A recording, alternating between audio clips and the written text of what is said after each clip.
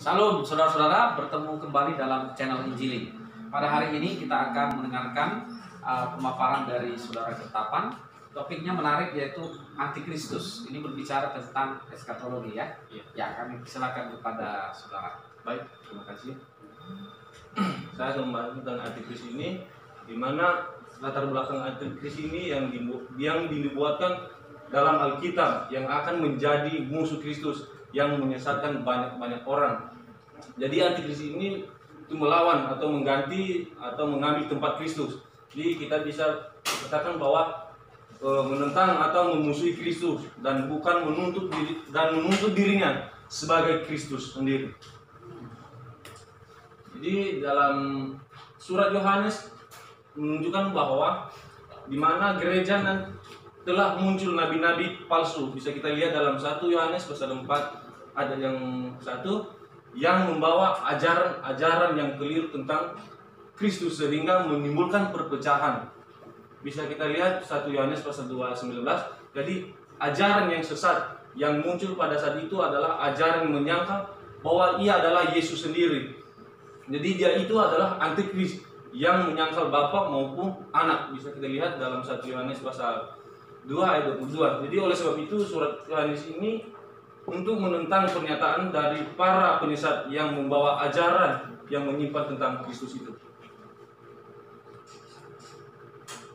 Jadi Antikristus ini adalah diharapkan dalam sejarah dunia pada hari terakhir untuk berperang melawan Allah dan umatnya. Jadi di dalam perjanjian lama ada beberapa penyebab kekacauan yang bermacam-macam seperti naga. Bisa kita lihat Ayub pasal 7 ayat 12 dan Mazmur pasal 74 ayat 13 dan Yesaya 51 ayat 9 dan selanjutnya. Jadi Antikristus ini dipandang sebagai seorang manusia belaka yang menjelma dari roh setan, yang memiliki kuasa yang kuat dan makhluk banyak dan banyak makhluk yang dibawa kuasa jahatnya itu. Jadi menganggungkan dirinya setara dengan Allah, menuntut penghormatan ilahi dan menginjak-injak orang kudus. Jadi Antikristus menurut 1 Yohanes pasal 2 ayat 18 sampai yang ke-27 ini yaitu nabi-nabi palsu yang menyangkal bahwa Yesus adalah Mesias. Bisa kita lihat 1 Yohanes pasal 2 ayat 22 yang telah memisahkan diri mereka dari jemaat dan berupaya menyesatkan semua orang supaya banyak orang yang mendengarkan mereka. Jadi istilah Antikristus ini yaitu yang menyangkal Bapa maupun Anak. Jadi hal ini jelas bahwa di mana penyangkalan yang dimaksud itu dipertajam menjadi menyangkal bahwa Yesus itu telah datang sebagai manusia. Jadi dalam surat ini menyatakan bahwa Yesus Kristus Allah yang bertindak untuk keselamatan manusia. Bisa kita lihat 1 Yohanes pasal 4 ayat 9. Jadi hal ini menunjukkan bahwa penyangkalan terhadap Kristus itu telah menjadi manusia, merupakan penentang terhadap pekerjaan Allah, dan penentang Allah ini disebut Antikristus. Jadi sebutan Antikristus ini yaitu pendusta.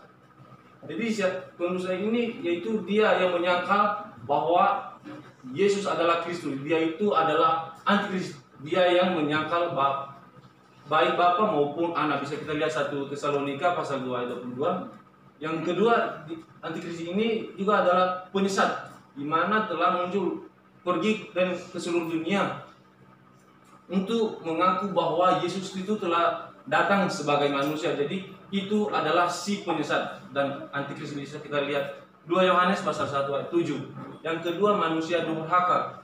Yaitu kenapa dia disebut manusia durhaka? Karena ia duduk di bait Allah dan mau menyatakan dirinya sebagai Allah. Bisa kita lihat 2 Tesalonika pasal 3 ayat yang keempat. Jadi masa kekuasaannya itu Antikristus ini berkuasa setelah materai ke-7 dibuka. Jadi ia akan memerintah selama 3,5 tahun dan ia berperang melawan orang-orang kudus dan mengalahkan orang-orang yang percaya kepada Tuhan Yesus. Jadi ia ini mengucapkan perkataan yang menentang yang maha tinggi dan akan menganiaya orang-orang kudus yang memiliki kuasa yang maha tinggi. Dan ia berusaha mengubah waktu, jadi hari-hari raya dan hari-hari ibadah dan hukum, dan mereka akan diserahkan ke dalam tangannya selama 1 masa dan 2 masa setengah masa. Bisa kita lihat Daniel pasal 7 ayat 21 sampai yang 25.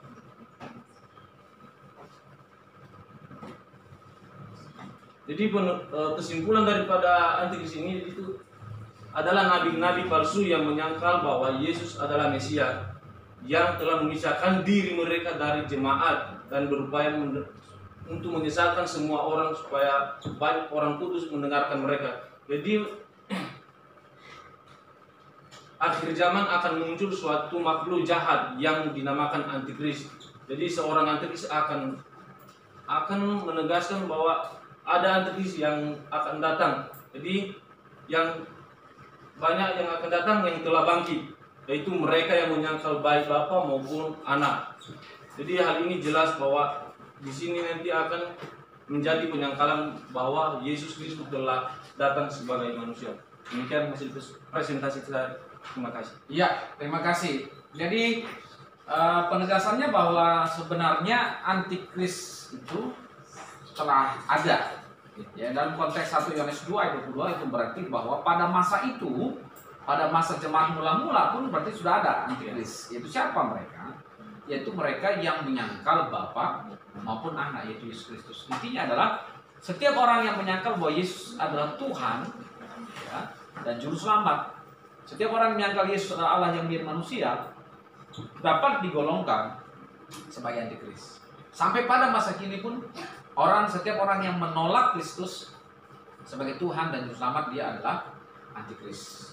Itu berarti setara menyangkal Kristus dan menyangkal Bapa. Karena firman Tuhan berkata, barang siapa menyangkal Anak, dia juga menyangkal Bapa. Itu jelas.